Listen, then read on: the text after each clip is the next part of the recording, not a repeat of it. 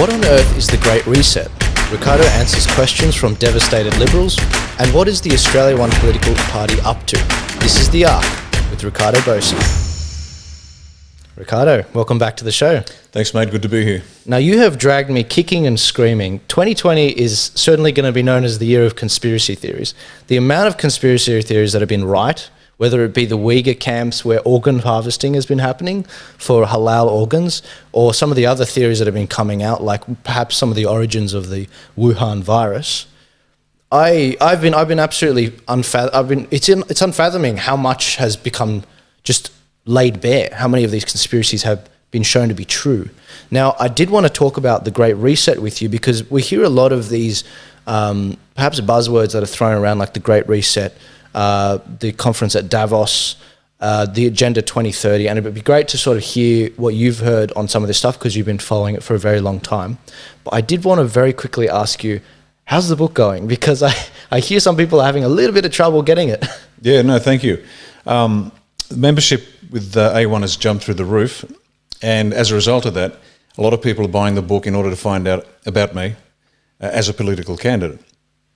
Consequently, Wilkinson Publishing has run out of stock. So they have the back orders. They rang up in a flurry last week and said we have to do a second print of the book. Yeah. So for those of you who have bought a book or you want a book, be patient. They're reprinting it. It'll be out, I'm hoping, in a couple of weeks, and then you can read for yourself. And quite honestly, if you want to know about me, what makes me tick, this is the best way to do it. Awesome. Oh, slow down, guys. I mean, you're buying too many books. But in a couple of weeks, hopefully, fingers crossed, that'll be good. The Great Reset. There are a number of different people who have been talking on this issue, and I think a lot of people who give this a bad name in their commentary on this. So I really wanted to bring it back for people to understand exactly what this concept is. What is the Great Reset? What is this concept? Okay, the Great Reset is what the globalists are calling their opportunity to reshape the entire world, every aspect of life on Earth. Now, that sounds like a big statement. So let's listen to the words of Klaus Schwab, who is the founder and CEO of the World Economic Forum. And the World Economic Forum is a foundation which hosts every year the annual meeting at Davos, a Swiss resort, of in excess of 3,000 business leaders, national leaders, cultural leaders, artists, singers. Bono's there, Bill Gates is there, and every year they hold this meeting. So what is the Great Reset? Let's listen to Klaus Schwab's words first, and then we'll get into a bit of detail. The COVID-19 crisis has shown us that our old systems are not fit anymore for the 21st century. It has laid bare the fundamental lack of social cohesion, fairness, inclusion, and equality. Now is the historical moment, the time, not only to fight the virus, but to shape the system for the post-corona era. We have a choice to remain passive, which would lead to the amplification of many of the trends we see today: polarization, nationalism, racism, and ultimately increased social unrest and conflicts. But we have another choice. We can build a new social contract, particularly integrating the next generation. We can change our behavior to be in harmony with nature again. And we can make sure that the technologies of the fourth industrial revolution are best utilized to provide us with better lives. In short, we need a great reset. We have to mobilize all constituents of our global society to work together. We must not miss this unique window of opportunity. And there you have it. That's Klaus. Now let me be a bit rude. What is it about people who speak with this accent that they want more power? Now, before all you politically correct snowflakes wet your big boy pants about me being racist, I'm part Austrian, so I get a pass on that one. I can take the mickey out of these people. But it is interesting, isn't it? Let's have a look. The Great Reset. Now, after this show, what I'd like everyone to do is the first thing, and I know there's a million things to watch, is Google the Great Reset and watch the videos for yourself. Listen to them in their own words, and then tell me how uneasy you might be feeling at the end of that little experience, because you should be if you have half a wit. And if you want to know why Australia has been changing in the strangest ways, for no apparent reason, you can trace it back to the World Economic Forum and their plan for the globe. Okay, so everything I'm about to tell you is from their own websites. This is their words, not mine. And as I said, it's their plan for the future of the world. And the plan has been designed by a select few and then implemented predominantly by business leaders, some national leaders, and as we know, most national leaders are bought and paid for. They only get the job because they're willing to do the bidding of their masters, and guess what? We're not their masters. As well as corporations, governments, and other global entities like the World Health Organization, the IMF, the UN. They're the implementers of it. And their plan to control every aspect of life on Earth. And they are using the COVID experience as an opportunity, and these are their words, to do everything they've wanted to do for some time. Who's behind it? Okay. Of the 3,000 that turn up each year, 1,900 are business leaders. That makes sense. It's an economic forum. There should be business leaders there. So the chief executives of every major corporation on the planet is there, gracing the assembled masses with their wisdom. No problem so far. 340 public figures, 230 media reps, and 40 cultural leaders. These are the actual numbers from the 2,700 that attended Davos this year. No problem, except for one thing. The bankers that turn up, what interest do they have at heart? Jacko and Narelle from Upper Kumbukta West? No. Bottom line, of course. No, they are, quite rightly, looking after the bottom line of their bank. You've got pharmaceutical companies. What interest do they have at heart? Pharmaceuticals. And yet we have this massive plan, frightening in its scope, to change life on Earth as we know it. Economic processes, health processes, redistribution of wealth, control of private property, a cashless digital currency, a global cashless digital currency, all to make life easier for us. But as I said, when you've got 1,900 business leaders talking, they're not looking after you and me. No. I'll give you an example. I think I mentioned it once before. Oreo cookies. They had a packet of their cookies out with pink on one side, blue on the other, and this is targeted at your kids, and it said, "What's your gender? What's your sex? You can pick it." So these are the amoral imbeciles who are doing it. On top of that, at the 2020, there were 81 members of the Chinese Communist Party. These are the high officials. That's a bit like inviting the Nazi Party to the World Peace Forum in 1938. The Chinese Communist Party is a criminal cartel, we know that, and yet we're supposed to be taking orders from 81 members of the Chinese Communist Party elite. There are 139 bankers, as I said. Now the bankers, these are the same people who have managed to, in Australia, so let's make this really personal, they've managed to force the government to pass the bail-in laws where if the bank looks like failing, they can take your savings. Because they consider your savings account, you think it's a savings account, they consider it an investment account, so they're going to take it out. And as I've said once before on this program, a colleague of mine had $750,000 removed from his account, and it would be a crime for him to ask where it went, and it's a crime for the bank to tell him. Now, for those of you out there saying, well, if he's got $750K, I don't care if he loses his money. You've got to be a bit smarter than that, because if they're coming after him, they're coming after you next. Yeah, exactly. So it's not about how much money they took, it's the fact that they can dip their hand into your pocket and keep you broke. Yeah. So these are the bankers. So you think they're going to be interested. And the 27 United Nations officials, they're the ones that are implementing this again. But what's their end state? What are they actually doing? There are three. The UN is the best mechanism they have for implementing this nationally, because everyone has good feelings about the UN, except those who have ever worked with them. And those of us that have they're not an organisation you want to work with. But the three pillars are economy, ecology and equity. And that sounds great. A healthy economy for the planet, a strong ecology, looking after those animals, and equity. Everybody should be looked after. Sounds great. Small problem. Here's how it actually works. Let me give you an example. Ecology. Ecology is used to end control of private property. Now, you can own your property, but governments globally, and certainly here in Australia, let's make it local again, good old Gladys Berejiklian, good for nothing Gladys, the Queen of full-term abortion in New South Wales, is apparently having a spat with John Barilaro, who's the leader of the Nationals here in New South Wales, Deputy Premier. And the spat is apparently about koalas, because she wants to introduce laws that raises the number of trees that must be protected, because it provides the necessary food for koalas, from something in their 20s to 139 species of trees that must be protected.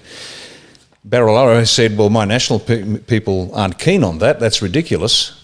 And so there's a fight over koalas, apparently. But it's not that at all. She's using the ecology to get control of your private property. You can still own it, you just can't use it. So if you've noticed over the years that you can do less and less and less with your private property under the guise of ecology. So that's, the nice word is used to make it attractive. The reality is very different. Next example. Equity. Equity. Everybody should be looked after economically. Everyone should have a basic wage, a basic standard of living, and nobody's against raising the poor. But their job isn't to raise the poor. Their job is to impoverish the middle class, not the elites. The middle class have to be destroyed, and that's what they're doing. So they are impoverishing, and they have impoverished us. Again, let's make it local. Australian manufacturing, Australian agriculture, everything is crashed and burned because we need to give opportunities to developing nations. And just a reminder, China is still a developing nation. Technically. So there you go. So that's how they use the equity argument. And finally, they use control of the economy to introduce bail-in laws and a digital cashless society, so they can just hit a button and you have no access to your funds. That's why they don't want you to have cash. Yeah. They're trying to keep you away from gold, precious metals, and cash, because they just want to push a button and prevent access to your money. So that's what they're doing. But please, I won't go into any more detail. The first thing you do after this program is get online and Google the Great Reset and listen to them in their own words. They do not have your best interest at heart. These are the global elites, and they want to run the planet for their best interest, and they want to strip you of your rights. Actually, I'm going to tag this video, which I've watched twice now because I found that unsettling. 25-minute video where they compile a bunch of these people speaking. So look, you guys check that out in a sec. And it is disconcerting, to say the least. Okay, so that's the Great Reset. Have a look at the videos. As Joel said, please have a look, watch them, pay attention, and listen to them in their own words, and understand that our governments are implementing their rules and have been for decades. So that's the Great Reset, and it's not good news. Not at all. It's very troubling. I mean, this poses the question, is everyone in our government basically against the people? Is everyone trying to, completely sap all sense of democracy from us? That leads on nicely to a call that I get quite frequently, and it's generally from devastated Liberals. And in fact, one woman rang up yesterday, and that's how she introduced herself. She said, "Hello, Riccardo, I'm a devastated Liberal." And I said, "Why is that?" And she said, "I've been doing some research." And this woman's in her 70s, and she was horrified about what she'd been seeing and reading. And this isn't some tinfoil hat wearing loon.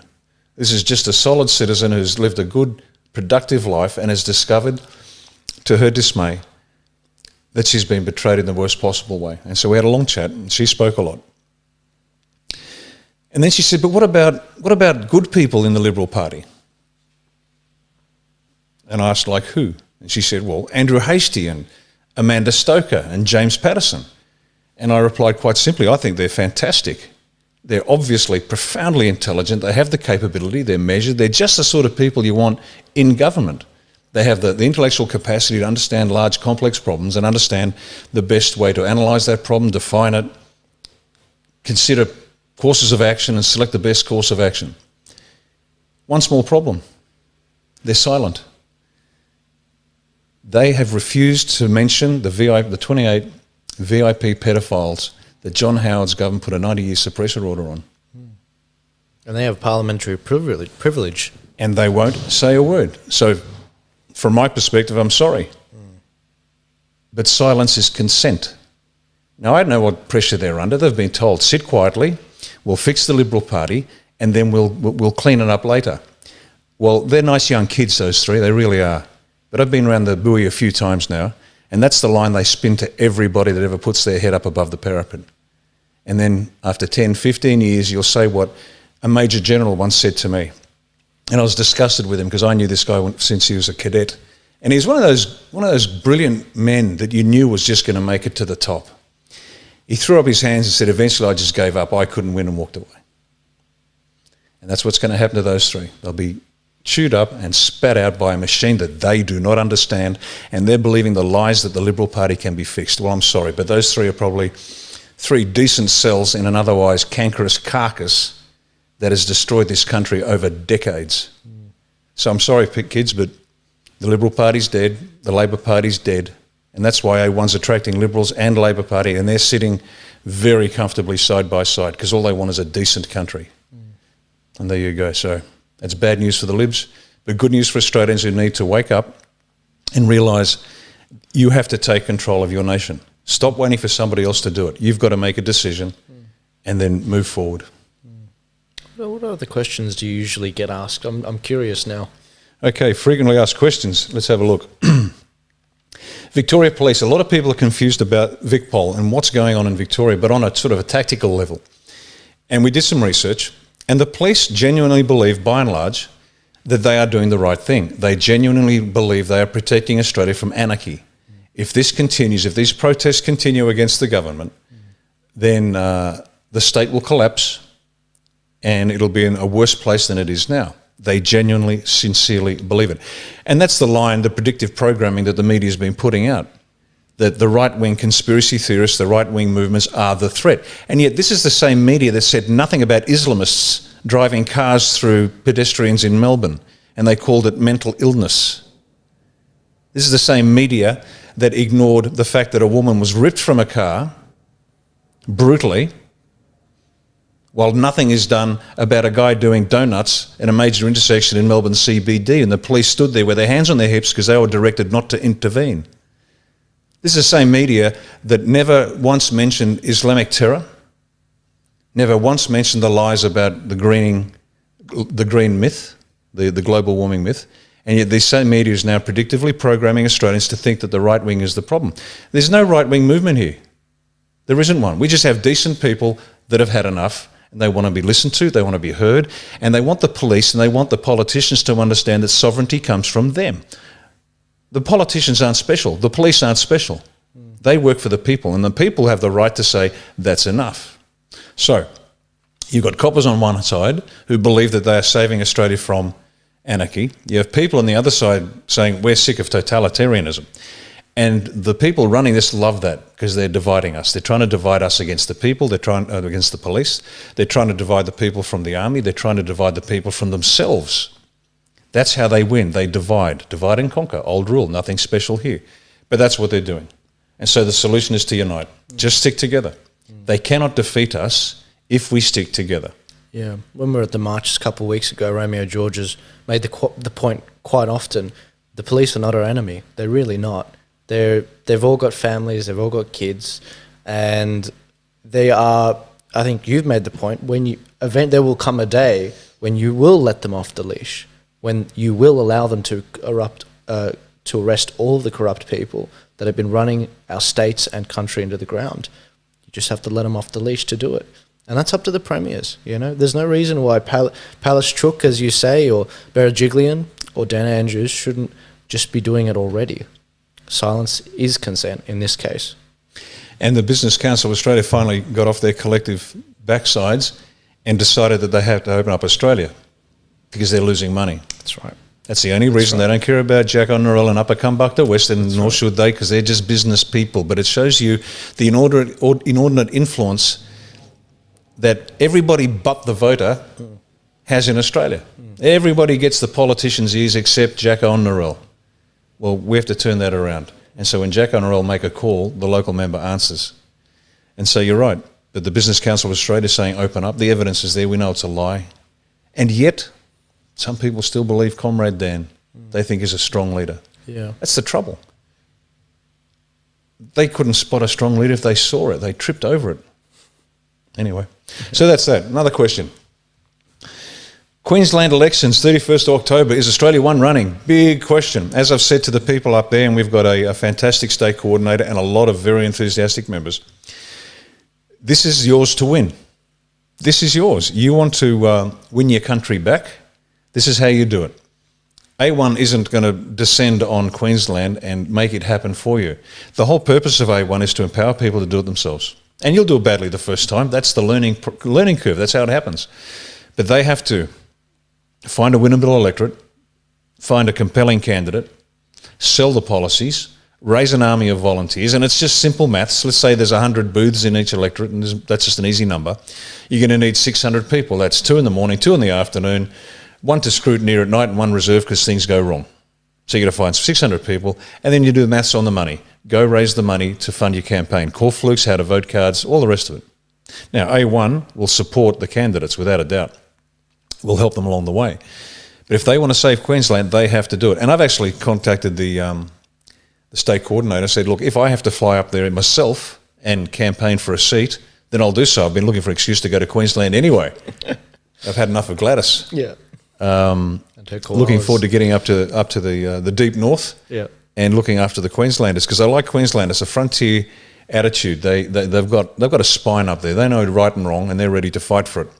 And so, if I have to, I'll go to Queensland. I'll contest a seat, and if I win, I'll enter the Queensland Parliament. Because as I've said many times, this is not about political power. This is not about politics. This is about getting in and fixing the nation. Yeah. And however we do that, we do that. Yeah. So we're going to be very flexible about how we do this. But we will contest the election on the 31st of October, but the Queenslanders have to make it happen. Yeah. You've got to do it yourselves, folks. Exactly. We can't do it for you. You have to earn this. Exactly. When you earn it, you'll make sure nobody takes it away from you. Exactly, and the point must be made, this is not A1 with Riccardo Bosi. You know, that's the name of this show. This is The Arc with Riccardo Bosi, okay? There's a clear link. A1 is not completely tethered to you. This is A1 for Australia, not A1 with Riccardo Bosi. That point must be made, because I think people are falling into the trap of thinking, oh, great, finally, I've been researching these things for years. I finally found my guy. He's going to save us all. It's like, no. This book is meant to help you get your crap together as an individual so that you can really... Strong individuals are what make countries great. And if you can do that, then you can turn the country around. And it's going to take apparently 600 of them for at least one electorate. And so... I guess that's the message for those in Queensland in October, I think October 28th or something. You guys have to do this yourself. You know, you'll provide guidance, the party will provide guidance and branding and everything, but at the end of the day, the buck stops with you if you want to change. It's your state. And that's what makes this country still so great, because you do still have power to do and make change. That's exactly it. And as I've said many times before, and this is for the rock throwers out there that think this is a bit of an ego trip for me. I don't need this. Yeah. And I may never contest a seat. Yep. My job is to build the arc. And the arc is not just this show, but with a K. And here's the thing, and this leads on to another point I wanted to make, and it's very important. I get a lot of people who ring up and tell me what's happening in the US and happening in Europe, and Trump's doing this and whatever. And that's great. That's fascinating. And you've got to keep an eye on what's going on outside. But as I've said many times, it's nice but irrelevant. We have to save ourselves. Right. Trump isn't coming to save us. I'm not waiting for Trump to save us. It's not Trump's job to save us. And if you know anything about Trump, he doesn't want to save us. Yeah. That's why the tagline of his show was called "You're Fired," because you weren't up to it. If you are worthy, you will make it happen. So stop looking for a hero. Look in the mirror and realise that dude looking back at you is the only person that's going to save yourself, your family, and maybe your country. So I may never run for a seat. I don't particularly want to. This is a means to an end. Do I want votes? No. I want to save the country. Votes is just the method. The end state is the country we are saving. So I may never run, ever.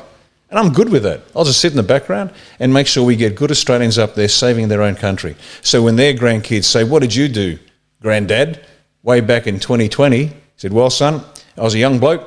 I didn't know anything about politics. I was a mechanic, but I knew something was wrong, so I stood up and I got elected." "But you became Premier of Queensland, Granddad." "Well, that's right. Things changed. I went from being a mechanic that fixes cars to a bloke that fixed the state." Yep. And that's what we're after. This is about the people.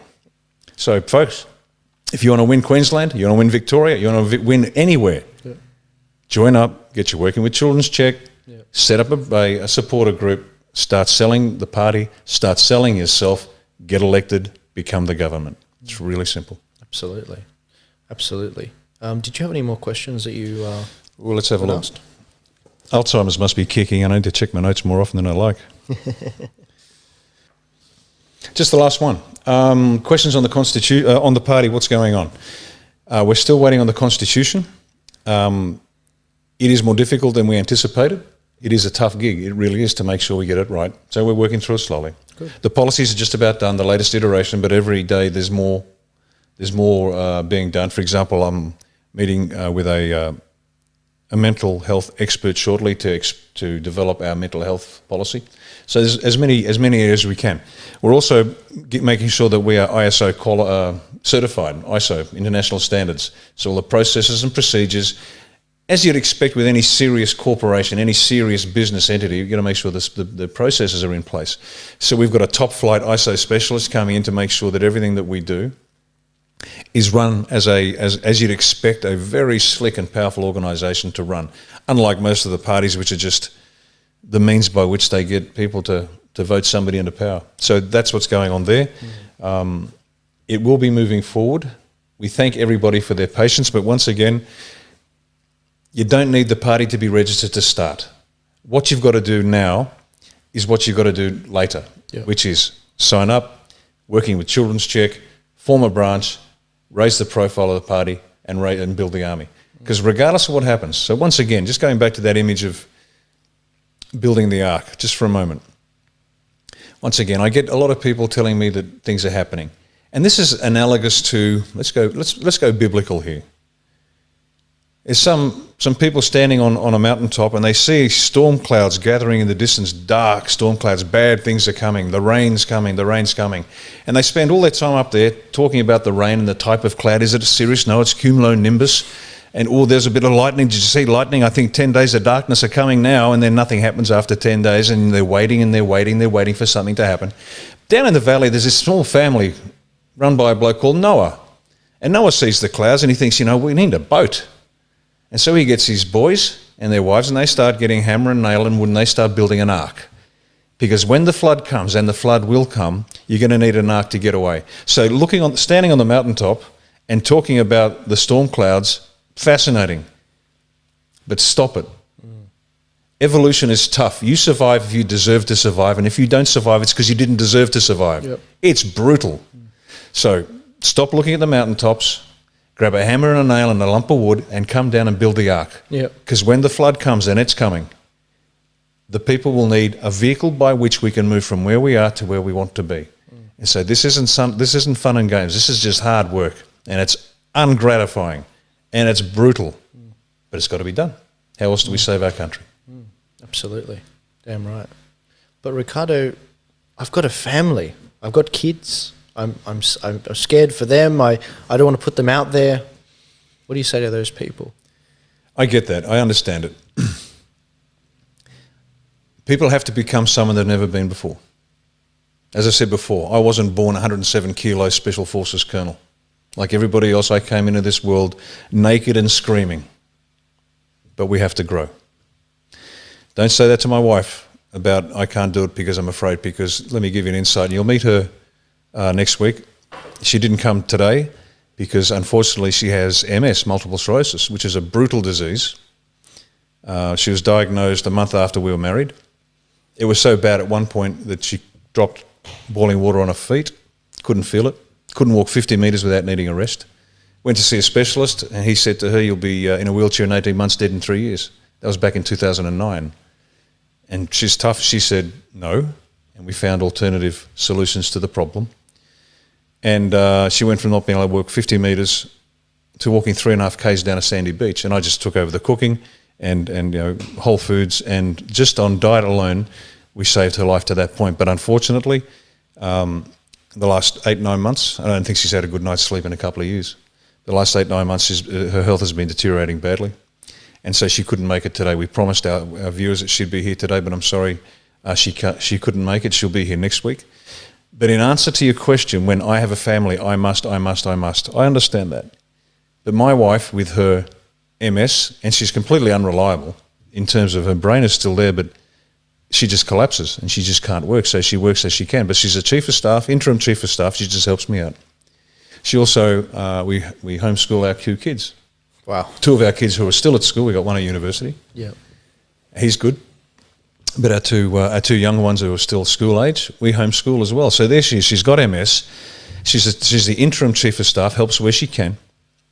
And we homeschool kids. So I understand tough. I get it. You've got to look after your family. I understand that. But I can promise you, they will come for your kids. Let's get personal. You want motivation? Look at your kids. Because right now in New South Wales, right now in Victoria, they can take your kids and call John, Jane, and send them off for hormone treatment, and you get no say. Because the principal is allowed to make a determination whether that child is a mature minor who can make up their own mind. You want motivation? You imagine a phone call with the principal saying, "Oh," and the principal doesn't have to tell you; they'll just do this. That's right. That's right. Check it out. New South Wales, Victoria, they can take your kids. So all of a sudden, if the family's good, everything's good. But they attack your family, you'll get your attention will be focused really quickly. So I understand a lot of people have a lot of responsibilities and a lot of obligations. Yep. But if you're a parent, your first obligation is to your child. That's pretty straightforward. And if it's not, you better check your priorities because they're coming for your kids. Yep. And they will take them. And people don't believe me. So don't believe me. Go onto the Victorian Department of Education website, same in New South Wales, and you'll see that they can take your kids. And just one little thumb in the eye. Guess who the Secretary of the Department of Education is? I mentioned it once before, Mark Scott, former Managing Director of the ABC. So what they do is they get reliable people and put them in places they need to control best. Yeah. So if the New South Wales Education Minister thinks he runs education in New South Wales, you've got another thing coming. And if you go to a Catholic school or a private school, well, guess what? The Bishop of Parramatta, there's a petition by the local Catholics to get him removed. Because there's an old joke, is the Pope a Catholic? Well, he's not anymore, and neither is the Bishop of Parramatta, because he's introducing and he's tolerating weird gender ideologies which are anathema to the Catholic faith. And I don't care if you're a Catholic or not, that's not the point. They are penetrating every aspect of your life, and they are stealing your kids a day at a time. And unless you get off your collective backsides and realise that they are stealing your life, your freedom, and your future, you're lost. You will not survive. Yeah. Evolution is brutal. That's right. Folks, you got to do it. And I understand it. Not everybody is built for the fight. But as I said to this 73-year-old yesterday, look, love, you've had a great life. We don't expect you to fight, but if you can make the Lamingtons, that's good. She said, I can do that. I'll be there with tea and bickies. And I said, fantastic, because we need everybody to put in the way as best they can. And that's it. You just got to fight. If we don't fight, we will lose the country. Exactly. It's not a movie. I mean, this is not the good guys win every time. I think 2020 is very Game of Thrones-esque. Things have gone wrong. They will continue to go wrong. And that will happen because good people do nothing. Basically, it goes back to that old saying from Edmund Burke, I think. All that is necessary for evil to triumph is for good men to do nothing. And that's the reality. Good men and women, to be honest. Oh, that's it for tonight. I think if the viewers can Google The Great Reset immediately, watch that, and understand how all of this is being done. And it's due to be launched in January 2021, so you haven't got much time, kids. January next year, The Great Reset. This is their last throw of the dice. They know that they have to do this. And that's why they're attacking Trump so vigorously. Yeah. Because I said it before, I'll say it again, this is how simple it is. If Trump goes down, the US goes down. If the US goes down economically, it goes down militarily. If it goes down militarily, the globe is lost. The left, the globalists, all of them, they don't want to save America. They don't even want to control America. They want to destroy America. You've got to understand the enemy before you can fight them.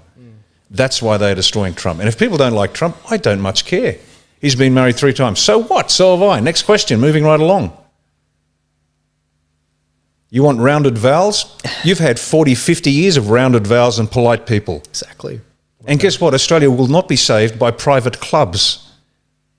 It's going to be saved by Jacko Norrell in a ute with an oversized Australian flag saying, get stuffed. This is my country. And if people don't like it, well, I'm terribly sorry. But everyone gets a vote. That's right. I did want to quickly touch on one last point. I can't help but notice the media this last year or so, they've been in Australia, they've been warning about the rise of the atmosphere is there for a new radical right-winger, a real deplorable, to lead the masses of deplorables. What are your thoughts on this? Because I understand these politicians know what's going on, but these journalists are watching what's going on around the world. What do you think that is? Oh, happy coincidence. I noticed the same. I was scanning the papers a couple of days back, and I noticed the same specialists being trotted out to explain that extreme right-wing radicals are a threat to Australia. It's complete nonsense, but they are preparing the ground for the people out there to identify and then lambast a particular individual, because I think you're right. They think that the ground is fertile, that some lunatic is going to take the stage, and they're preparing the people for that. But once again, they didn't say anything about radical Islamic terror. They didn't say anything about the carbon lies, but they are preparing people. So watch this space, guys. They will pick an individual. They did it with. They tried to do it with. What's his name? The guy that Egg Boy hit. What was his name? Wow. We've completely forgotten his name. See what they do. But you know, the guy that got hit in the head with the egg from Queensland. Fraser Anning. Yeah. Pauline Hanson, Fraser Anning. Anybody that they think is the logical target, they'll hit them, and they're preparing for the next, because they think there's some radical right wing movement. There's no radical right wing movement. Australians aren't like that. Yep. Australians are just decent. We're not the US. We're not Europe. Yep.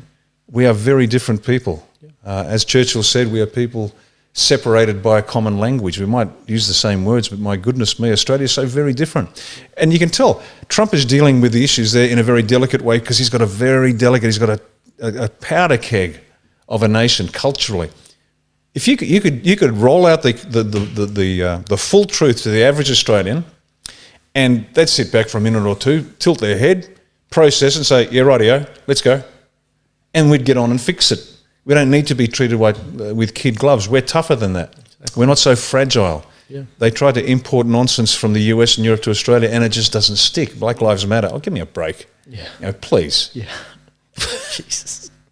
Nonsense. It just doesn't stick, because Australians are smarter than the average bear. They just look, they pause, and they dismiss. Yeah. So you're right.